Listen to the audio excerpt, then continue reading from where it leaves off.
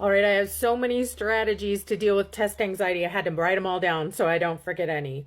All right, so the first thing is what you do the day before. Be really, really careful not to cram. A lot of students want to cram like you guys used to do for high school tests. It raises your anxiety before testing. So no cramming, but do plan to get to the testing site early. Give yourself that time, especially if you've never been there before, to park, find the place. Again, that'll ramp up your anxiety if you're running late, if you're feeling stressed like that, and that will make you flustered before the test. Then another one, testing in person. A lot of times your anxiety is going to be lower if you're testing in person than online, because on the online test, you have a proctor like watching your every move. That can raise people's anxiety. Another thing is accommodations. Even if you're testing in person, if you have anxiety diagnosed, like you have a doctor who says, he has anxiety, she has anxiety, then you can apply for the accommodation. You do this right from GED.com for extended time in a private room. Those are two accommodations, two different ones that I find super useful for students with anxiety. So extended time in a private room usually really brings down anxiety. Another thing, remember, this is a low stakes test. I know it doesn't feel like it for you guys, like it feels so important, but because you can take the GED over and over and over again, and all anybody sees is that you passed or failed, it really is a low stakes test. So it's not the end of the world if you go in and fail. Remind yourself of that. And then remind yourself that you don't have to get everything right to pass. It's not like a high school math test where you need to get 80%, 70% correct. It's literally about half right to pass, so you don't have to know everything. Take that pressure off.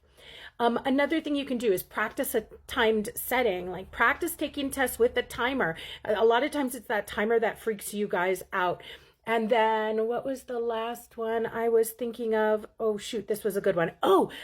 Prioritizing your strengths. So a lot of times you guys will spend too much time on a question and that ramps up your anxiety. And then as you go to move on, the things that would have been easy to you are now harder because you're so stressed out. So if something is hard, just estimate it or guess it, or narrow out a couple of answers and guess one or the other, flag it and come back to it so that you answer all the things you're strong at first, and then you come back to those things that maybe you feel like are going to take you a little more time. Then you won't raise your anxiety feeling stupid. That's a big issue. But you also won't raise your anxiety about that timer ticking, like, oh no, I'm still trying to answer this question and I have 20 more to go. All right, so those are a ton of tips to help with anxiety.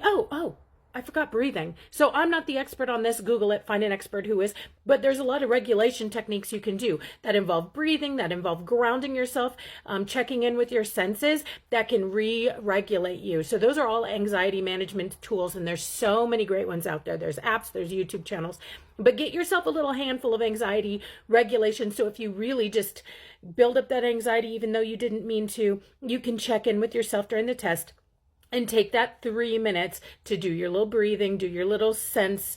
Because the thing is you're worried about losing those 3 minutes. Well, it would be better if you had 3 less minutes where you're not anxious, you'll think straighter, than if you have 3 more minutes and you're anxious the whole time. It is worth the time investment. All right, I hope that helps.